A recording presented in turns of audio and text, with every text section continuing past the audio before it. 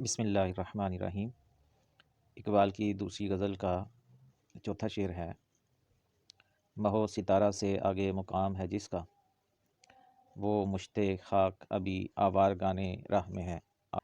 مہو ستارہ، ماہ کہتے ہیں چاند کو، تو مہو ستارہ چاند اور ستارہ سے آگے مقام ہے جس کا، مقام منزل، جس کا وہ مشت خاک، یعنی مشت خاک جس کا مقام چاند اور ستاروں سے آگے ہے۔ مشت خاک، مٹھی بر خاک، مشت مٹھی، خاک مٹی، تو مٹھی بر مٹی سے بنا انسان ابھی آوارگانے راہ میں ہے۔ آوارگانے راہ میں ہے، رستے میں آوارہ ہے، رستوں میں ہی بھٹک رہا ہے۔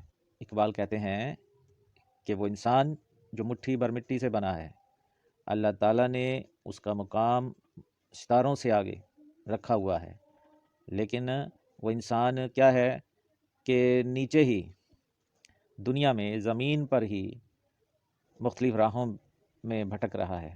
یعنی دنیاوی جو مسائل ہیں، دنیاوی جو چیزیں ہیں اور دنیاوی جو راز ہیں، انہی کو ابھی تک نہیں پہچان سکا۔ انہی راہوں، دنیا کی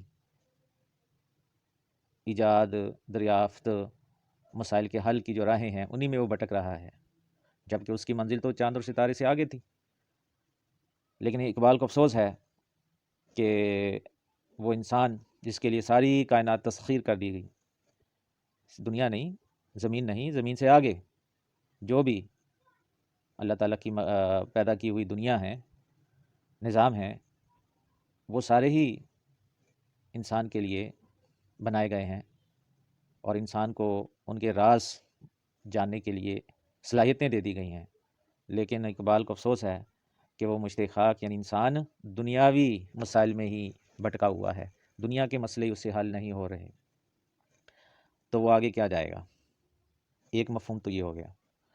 دوسرا مفہوم کہ اللہ تعالیٰ نے انسان کا، مومن کا مقام ستاروں سے آگے بنایا ہے، لیکن وہ دنیا کے مسائل میں ہی الجھا ہوا ہے۔ اسے اپنے آپ کو پہچاننے اور رب کو پہچاننے کے لیے پیدا کیا گیا۔ ابھی تو اسے اپنی پہچان ہی نہیں ہو رہی انسان کو۔ ابھی تو وہ سب سے جو نچلی سطح ہے، عالم ناسوت، دنیا اور علیہ دنیا کے جو معاملات ہیں انہیں عالم ناسوت کہتے ہیں، وہ انہی میں الجھا ہوا ہے۔ جبکہ نہ صرف اپنی پہچان کرنی ہے انسان کو، وہ اپنی بھی ابھی نہیں کر پایا، بلکہ اپنے رب کو بھی پہچاننا ہے، اس کا قرب بھی حاصل کرنا ہے۔ اب مہو ستارہ بلندی کی علامت ہے، مہو ستارہ اوپر ہوتے ہیں، تو اللہ تعالیٰ کے لیے بھی ہم رب کے لیے بھی اوپر کا اشارہ کرتے ہیں۔ تو یہاں جو مطلب بنتا ہے وہ یہ کہ بھئی یہ چاند اور ستارے سے آگے عرش اور عرش معلیٰ تک کے جو مقام ہیں، ان مقامات کو پانا تھا، حاصل کرنا تھا انسان نے، یعنی اللہ کے قریب ہونا تھا، اللہ کا قرب حاصل کرنا تھا، یہ اس کے بلند تر مقاصد تھے۔ لیکن کیا ہوا کہ وہ دنیا اور علائق دنیا میں کھو گیا اور کھویا ہوا ہے، اور سب سے نچلے مقام اور سب سے نچلی سطح کو ہی اور دنیا کمانے کو ہی اپنا سب کچھ سمجھ بیٹھا ہے۔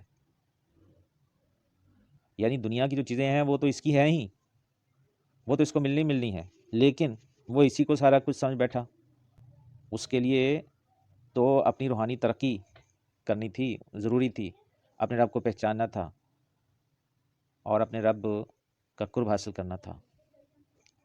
وہاں جو اللہ کے ہاں مقام ہے بلند، ان مقامات تک پہنچنا تھا۔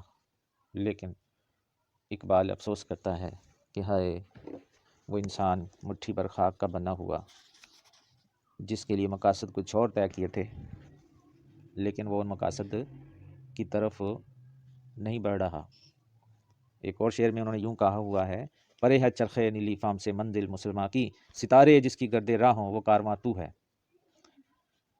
تو انسان کی مسلمان کی منزل جو ہے وہ نیلے آسمان سے اوپر ہے۔ مراد یہ کہ اللہ کا قرب حاصل کرنا اس کا مقصد ہے، روحانی درجات کو پانا اس کا مقصد ہے۔ نہ تو زمیں کے لیے ہے نہ آسماں کے لیے، جہاں ہے تیرے لیے تو نہیں جہاں کے لیے۔